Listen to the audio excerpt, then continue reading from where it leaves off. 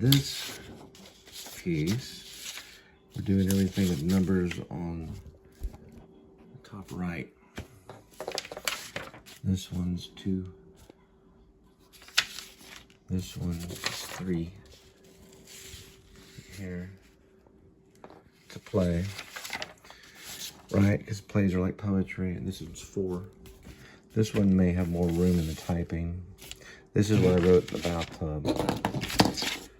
Gotta change it up. This one's when I introduced my sister, I guess exclusively. I introduced that on page 5 of the play so far. Bar stools, country music plays, instrumental only.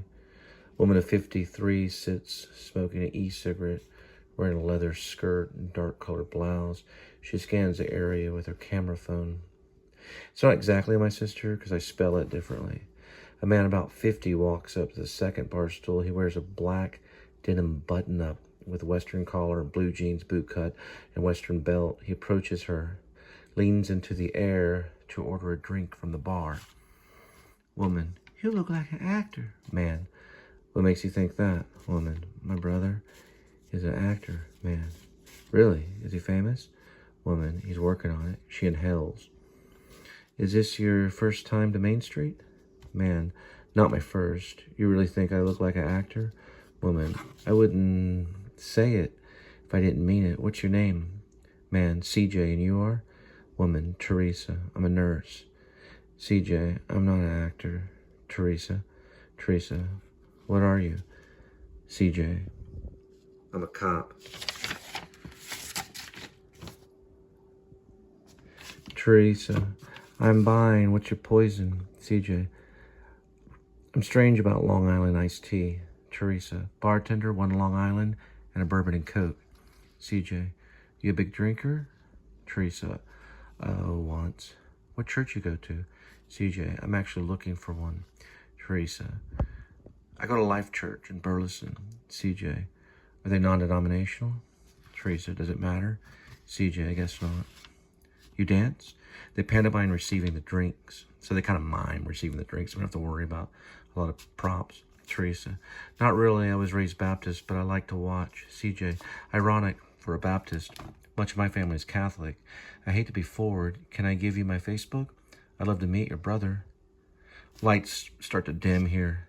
I don't think he likes cop. I'll give you a friend invite. Country music the volume gets very loud. Teresa, want to get out of here? It's getting loud. Lord, it's getting wild. Too loud. Let's jet. So they're leaving right here. So there's an exit. We'll go ahead and write that, but it's implied, so it's good enough. All right. So still continuing, and I'm very surprised this thing's set here for a couple days. So scene 4, or actually page 4, which would probably be scene 4. Hang on, just 1 second. Before we get to the bar, I think at the top right here it says bar, scene 5. I did an add-on right here. Lights down, lights up. The playwright's getting philosophical, so he says the highest rank of the writers is the novelist. Under that, the screenwriter. Dee says, under that, the playwright. The playwright, Dee. And lower, the playwright. Then the poet, Dee. Who are you? McFly. Now his name is McFly. I'm not McFly. Dee. What are you? So he's called McFly in it until we find his real name. But here we get into probably his real name, maybe, so that you can see that Teresa is related to McFly. So Teresa is related to the playwright, whose nickname McFly. Or it's implied it's his nickname. Like the Back to the Future McFly, yeah. So Dee Dee calls him McFly. Because Linda calls me McFly. She's a version of Dee Dee. Anyway, we'll get to that. The ad here. So we want to look at, let's just do this real quick to help everybody, because I know everybody wants to read my play. So that's 5 and 6.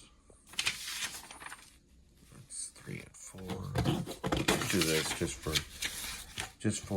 what does Adam say?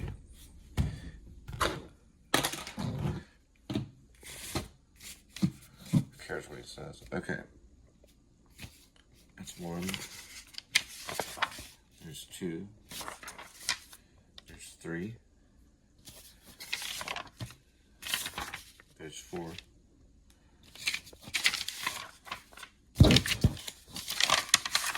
There's 5. There's 6.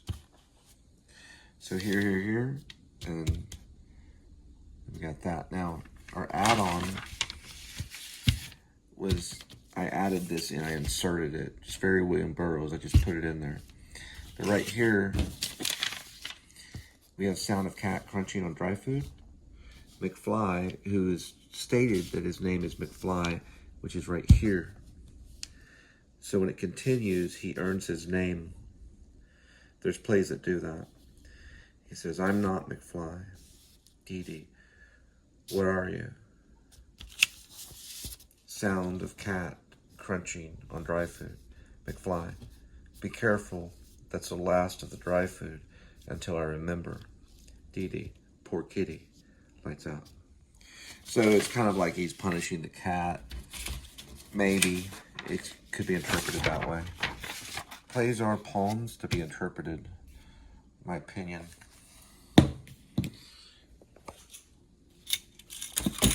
Okay. Now, watching The Beast. So we're good and uploading.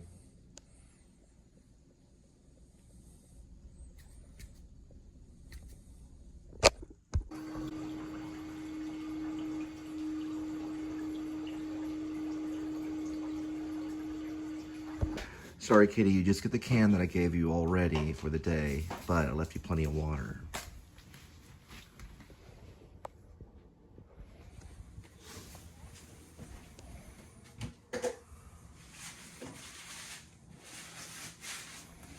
Okay?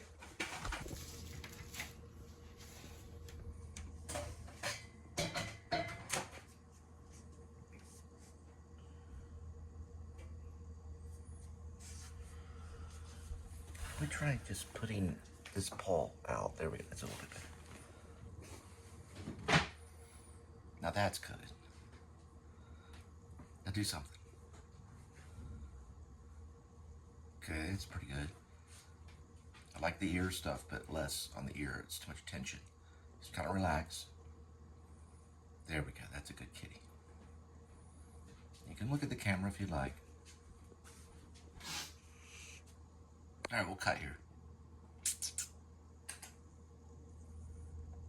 Oh, that's nice, kitty. A little more. Very nice. Very nice. Door kitty. Good with water.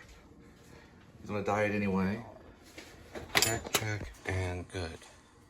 And thermostat. The person says, what if his tongue gets stuck on the ice? Cats are not going to get their tongue stuck on ice. Their tongues are too quick. But I'm just, listen, it's not a Christmas story. He's not going to get his tongue stuck on the ice. Okay. It's extra water for him. Let's go.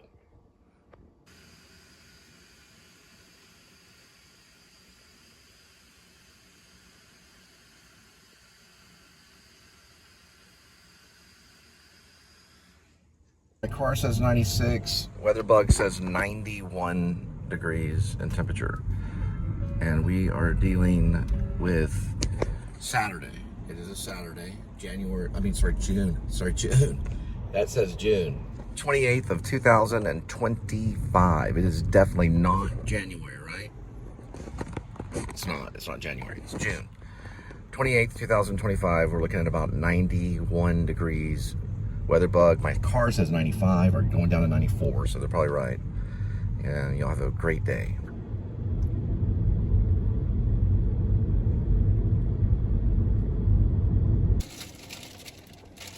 I called NTTA.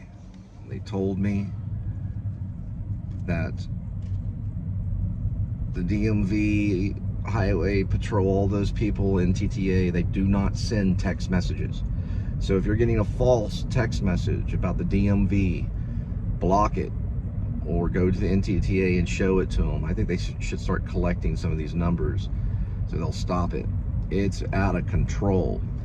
They wanted $6.99 if they wanted to transfer it to NTTA or something like that. They probably would have took about $9. It wasn't NTTA though, it was a scammer.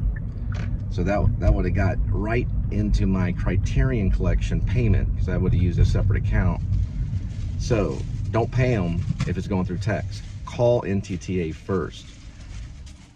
We've given like thousands of dollars to NTTA, but that was toll tag and Uber and doing rideshare.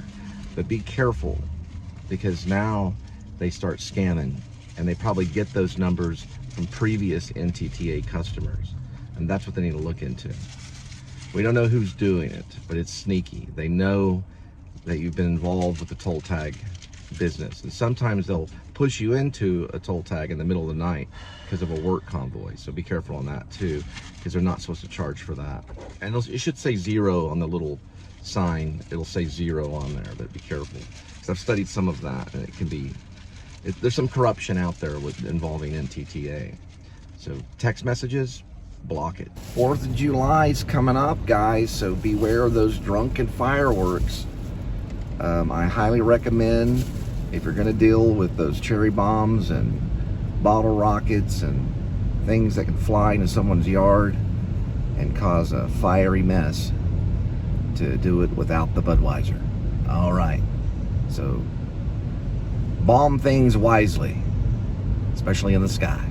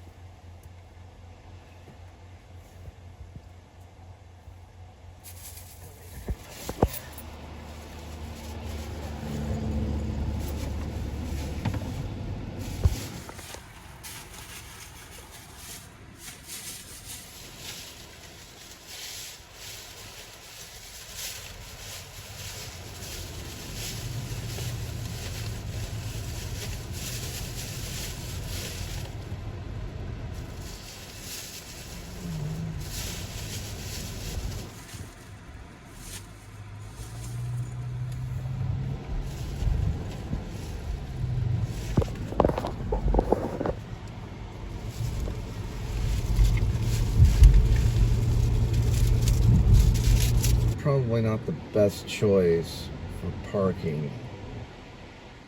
It's covered, and like right there is a bird poop mess. So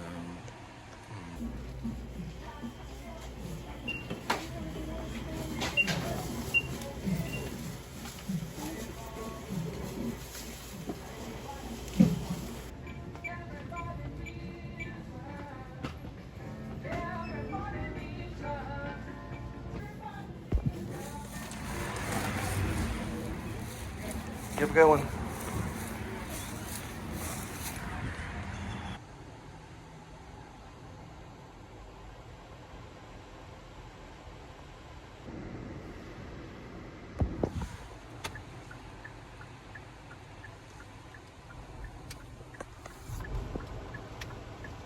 It's nice to see punks here at the stockyards. That's the stockyards right there. Any day you come across a punk's a good day. You know that punk is still alive. Although that was probably a mixture of a little bit of grunge. Couldn't nail it everywhere. Doc Martin's a clue. But Doc Martin does fall into alternative.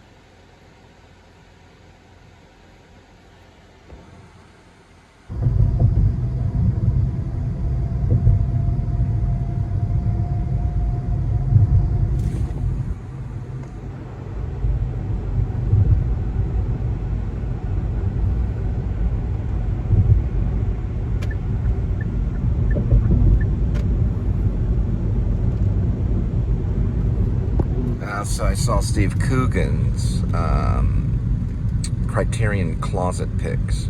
So Criterion Collection has a closet pick. So you go into this closet. It's in New York City, but they also travel. They're mobile now.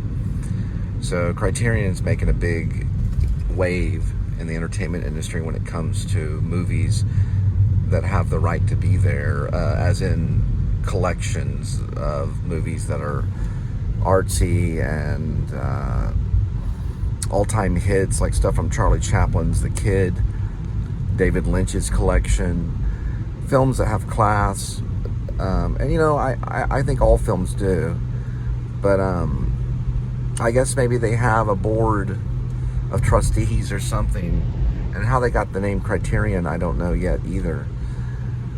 But the film spotting group, they're the people that do the movie reviews. They have a thing called the Pantheon, which I looked that up. That's a Greek word. So I might do some research on the word Criterion and why they chose that word. And a lot of people are flipping out about them on YouTube. So much that now people are bringing their YouTube channel to Criterion Collection and getting inside either the mobile Criterion, which is basically like it's like a truck full of movies. Now, a long time ago, and I'm just doing some history stuff, there was a guy named Sig Field. He wrote a book on how to write a screenplay. It's a very famous book. They had a thing called Cinemobile. So they had so many screenplays being sent to them from this book. It was like a bestseller. You could read the book, and it would first tell you to look through a viewfinder, and then begin writing, you know, your screenplay. And then you would send your screenplay, if you wanted to Cinemobile, and they'd look over it. And some people had gotten some attention and have been discovered that way. There are people that get discovered just from their screenplay alone. There's all different ways to get discovered. But what I like about the Criterion Collection is it's not just actors, it's also musicians. They might throw a poet in there sometime, a writer, directors like crazy. There's a lot of film directors. Francis Ford Coppola has been on there. All these different types, all these actors, like Steve Coogan was on there. He was talking about his collection. So they're movies that excite either this actor or filmmaker or writer or just a hobbyist. I don't really know. But then you've got these YouTubers that are bringing their channel over, and a lot of these YouTubers have their own movie review channels. We do a little movie review. We've done a couple of sophisticated, one-shot, Roger and Ebert style movie review.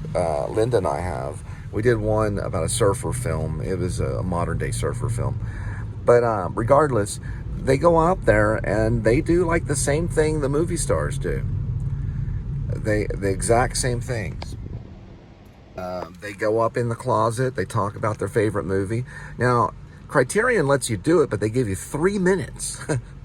You get 3. This is something they would have to cart David Lynch over to do. Unfortunately, David Lynch, God bless his soul, has passed away. I give him a little handshake here because he liked to shake his hand. But he would have been up there and talking about it. Maybe he might have. He liked Frank Capra films, and Frank Capra is going to be in the Criterion Collection. I'm watching some French film. You can't keep up with it all right now. It's just so much. You'd have to be a mad genius like Quentin Tarantino. He probably never forgets the name of a director. He never forgets the crew. He never forgets the actors' names. And it's all like an encyclopedia in his head. And that man belongs in the film industry because he can be on set and he's like a walking encyclopedia. Like, this is a Brian De Palma shot from Blowout. And then we're going to mix it over here to John Ford Searchers. You know, it's like the whole entire time he's directing. Now, if Quentin gets on there, which he might have, I don't know. I'd have to, it's a big collection. I just did Steve Coogan's today. What I do is I do a screenshot. I find out what he looks like, what the person looks like. There's females too. Then I do a screenshot of the person, their name, the Criterion Collection, and then the list that they leave. And that goes on my Facebook as much as possible. I can't get them all because there's a lot of them. But I look at their list, and then what I like to do, and this is what's brilliant, is I like to watch what makes them excited. Okay, so they get excited. Their face brights up, and they get real excited, and they get emotional. I'm like, that's the movie that I want to watch. You know, that's the one that I want to, you know, so I go and I find it, and they're right every time. The movie's unbelievable. You can tell by the way they're holding the movie. You can tell if they're lying or telling the truth, or if they're making it up on the spot. You can tell that they love this movie. Now, there are also some actors that have gone on there and just closed their eyes and reached out and grabbed a movie and pulled it out and said, this is the one I'm going to add to my collection, and they'll put it in their bag. Because they give them, I think they give them the movies for free. And if not, then they get the money, you know, one way or another. I don't know the whole procedure. I don't know if Cate Blanchett goes up there and she gets all the movies she wants. I don't know if they can fill the bag. Most likely they probably do, because they make a crap load of money off just people buying Cate Blanchett's closet peeks, if you know what I mean. And sometimes they choose their own movies to advertise their own movies. Wes Anderson probably has been up there. Sean Baker was up there. He mentioned RoboCop. But I think maybe Sean Baker was in a different one besides Criterion, because they have other movie stores they go to. And Quentin Tarantino has his own VHS archives. So he doesn't need to do it. But Criterion is a channel now. You know, like Netflix was a channel. Apple TV is a channel. So Criterion is making a killing off of it. But what's really cool is it is just like European films, American films that are kind of artsy. Jim Jarmusch, his stuff is going to be in there. So you have to do a lot of searching. It's kind of educational. You're like, okay, so what do I want to watch? Now, if you just go through it and you search on your own, you can find some good stuff there that you might watch, like the whole thing for 2 hours, or you might just watch 15 minutes and go, I just don't understand French, and then you go over and find something else. But I do like the French films. I'm watching one called The Beast, the 2023 film. That's all I can tell you. Banal, something like that. I don't know. I only get a little bit of time, a little bit of leeway. Okay, gotta go. Okay.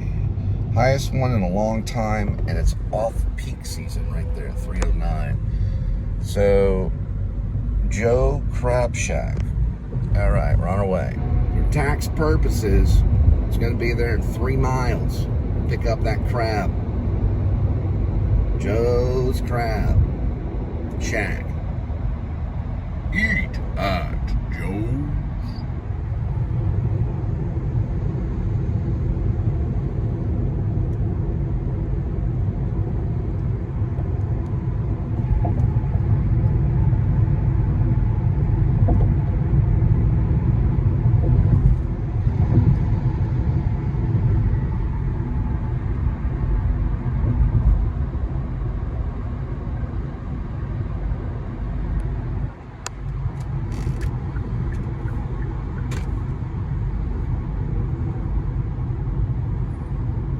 The scene design in my show constantly moves.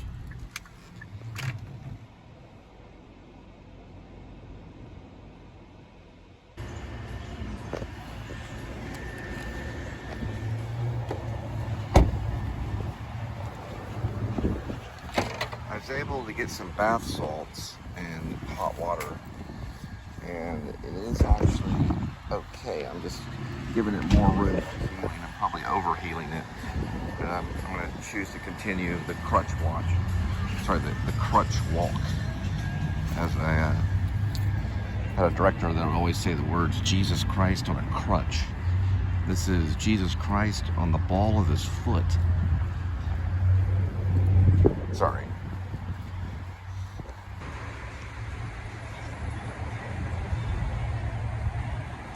It's Joe's Crab Shack. If I'm not mistaken, that's quoting Christopher Guest right there. Eat at Joe's. You ever seen Mighty Wind?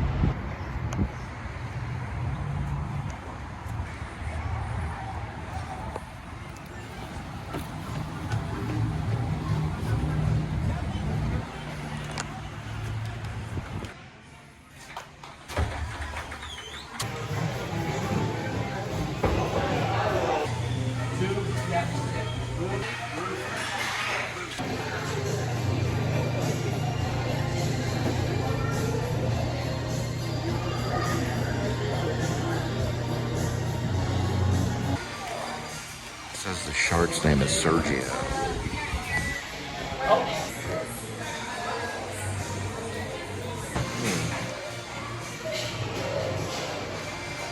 Me and the manager were both talking about the shark attacks that have been going on recently. It's been wild.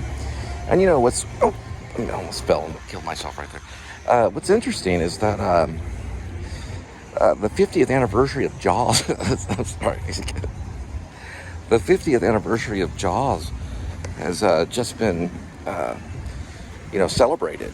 But there's been really sad shark attacks happening recently. The little girl, she actually was, she recovered from it all, and it's just, that happened and made news. And I'm being on a serious note, thank God. But I took my kids to the ocean. We only got knee-high water, and I was right there, right behind them the entire time. Of course, filming too. I was videotaping, but we didn't get into any higher than knee water. And then I rushed them out immediately. We all made it out alive. Thank goodness. Remember to eat at Joe's, hey guys. When you're getting something like this, one moment. Fix the. There we go. Sorry, it's like almost 100 degrees also. Let me fix this again. Just 1 second. Turn this down a little bit. Okay.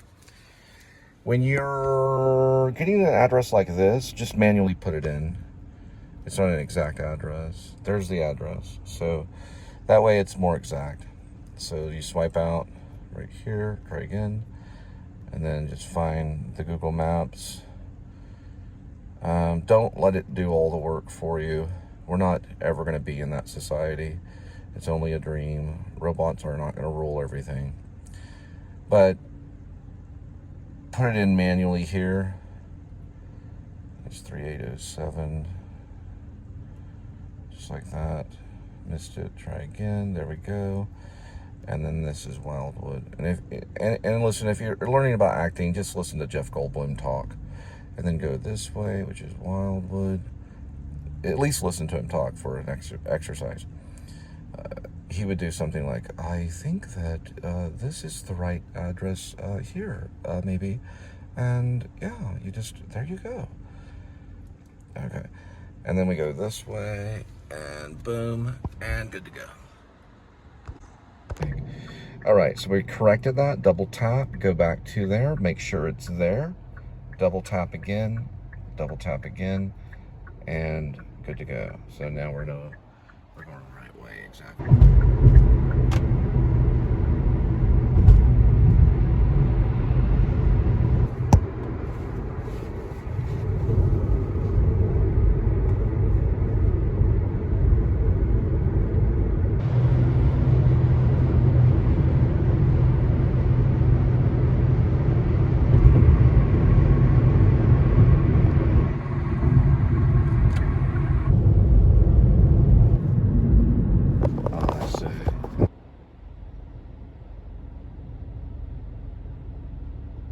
That's Greenwood Cemetery and Roddy from The Price is Right. Come on down.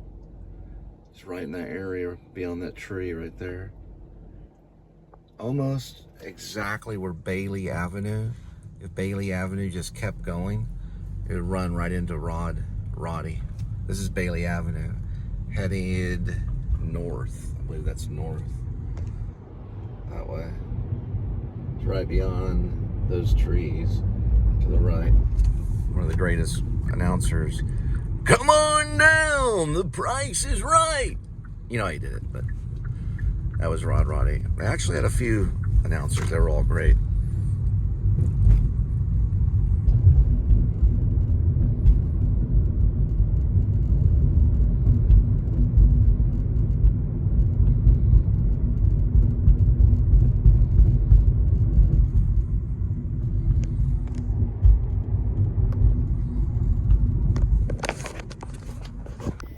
Barely can see it, but it's there.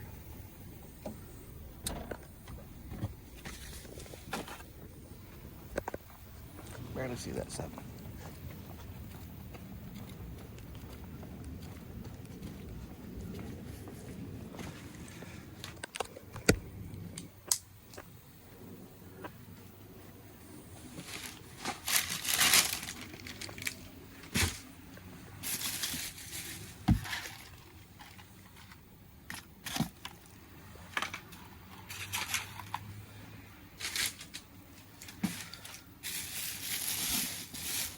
Let's probably just do this right here.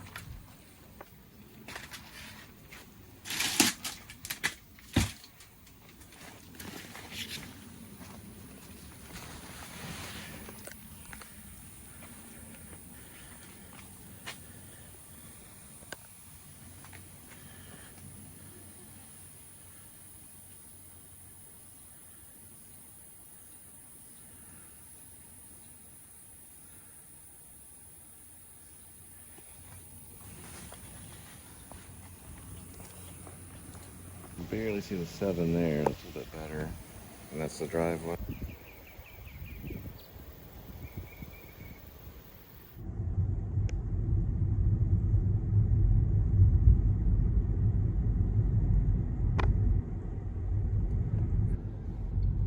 This road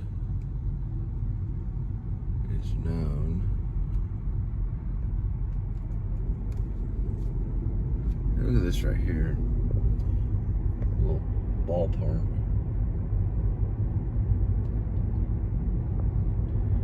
Kelly Park Trailhead is what they call it. Rockwood Park is that road. Little ballpark right there. It'd be a great place to take my son for batting practice. Whenever my second wife, my first wife that I ever had, became a mother of my children, wants to ask me. She has every right to. And she says, come get the kids. It's one phone call away. Because I will do it. I'll pick them up. She can come along if she like. We'll get all trust in the Lord. That's how life sometimes works if there's forgiveness.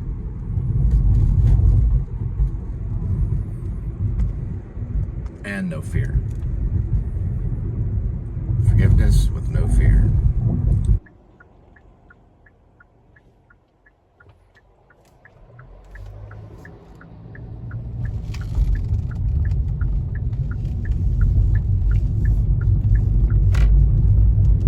And that's Greenwood Cemetery.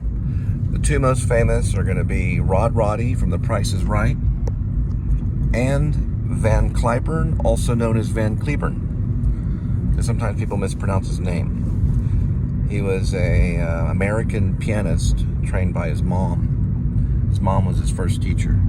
He also got a scholarship to go to Russia and learn piano. And he played in Russia too. And he played for every president up to Obama. He even played for Obama. Van Cliburn. One of our greatest. And we have visited his grave, which is a mausoleum. He's buried in a mausoleum. They're go-karters. Probably professional go-karters. Kia started off making something that was similar to go-karts. They made triangle cars that were almost like go-karts. And then the Korean company, known as Korean International Autos, was one of their names. Now Kia just means to rise. They got permission from the government to branch out. They were like a governmental car company. Hyundai actually joined forces with them, or Hyundai did.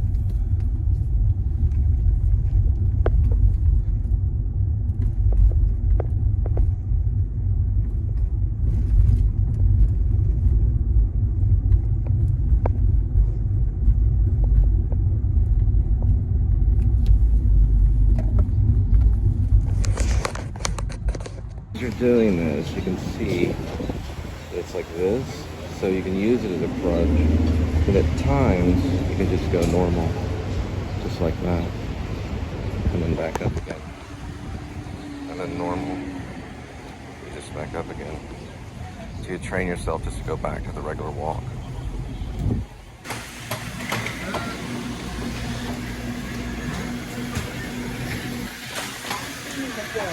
Thank you for shopping with Pinterest.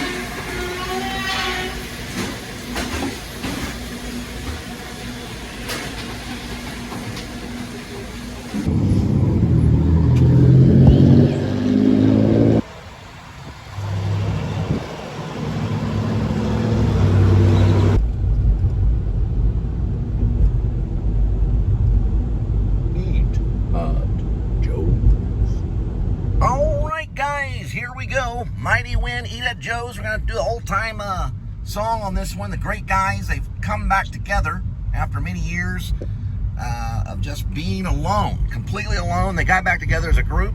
They wrote a song called Eat at Joe's.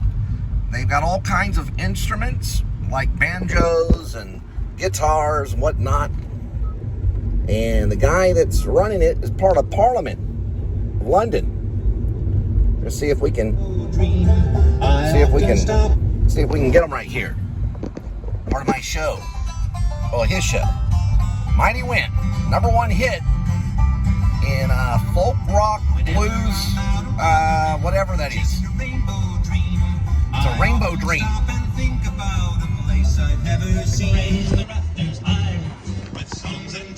Yesteryear until they say goodbye. Well, there's a puppy in the parlor and a skillet on the...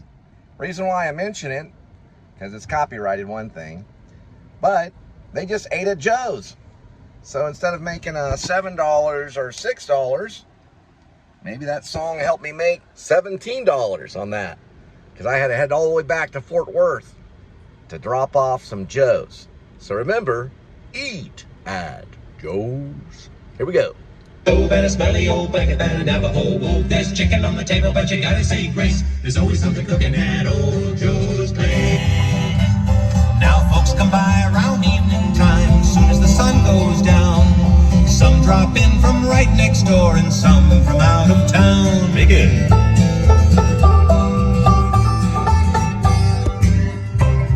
Now the guy in the back over there in the corner, he's part of Parliament. He knows a lady named Jamie Lee Curtis. And you know about the rumors about her. She hung out with an action star named Arnold and True Lies and a lot of other stuff.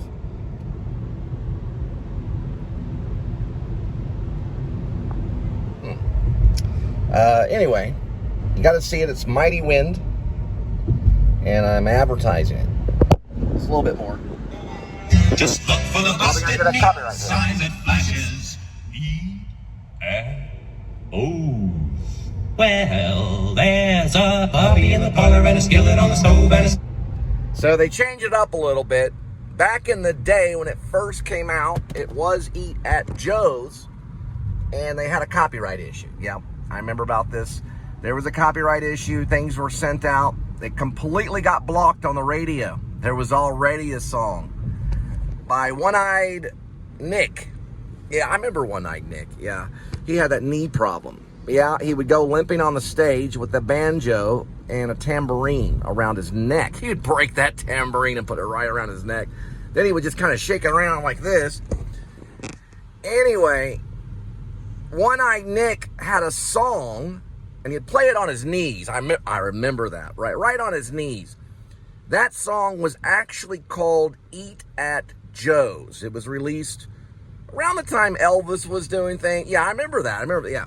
Well, when Eat at Joe's came out again with the Mighty Wind Group, they just had what they did is they talked to the copyright people. They cut the J.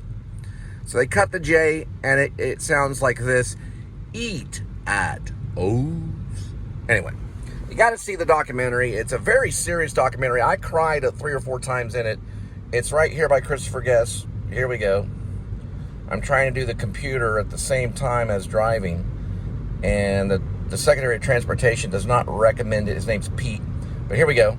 Billy old blanket that an Navajo wove. There's popcorn in the popper and a porker in the pot. There's pie in the pantry and the coffee's always hot. There's sausage in the morning and a party every night. There's a nurse on duty if you don't feel right. And Eat at Joe's, my favorite part of the song is when he says, dig it. Dig it. And he gets into that real good solo. Really nice.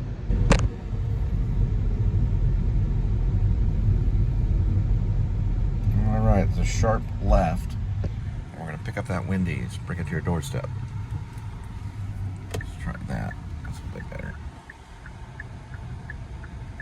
And here. Love that Ingmar Bergman style tripod stillness knot. Welcome to real, welcome to fresh, and welcome to Wendy's Fort Worth. It's my first job back when I was 15. That's Dave. He's the founder, Dave Thomas. Wendy began as a boyhood dream of Dave Thomas, founder and Wendy's dad. He devoted his entire career to making and serving a better hamburger. Dave opened the first Wendy's November 1969 in downtown Columbus, Ohio. I've been there. He named the restaurant after one of his daughters, an 8-year-old Wendy. It's named after her daughter. Known for serving fresh, 100% beef square hamburger, hot off the grill, topped with your choice of condiments, Wendy's quickly grew to be one of the largest quick service chains in the world. A lot of it has changed since 1970, but we still live by Dave's motto: quality is our recipe. It's every day.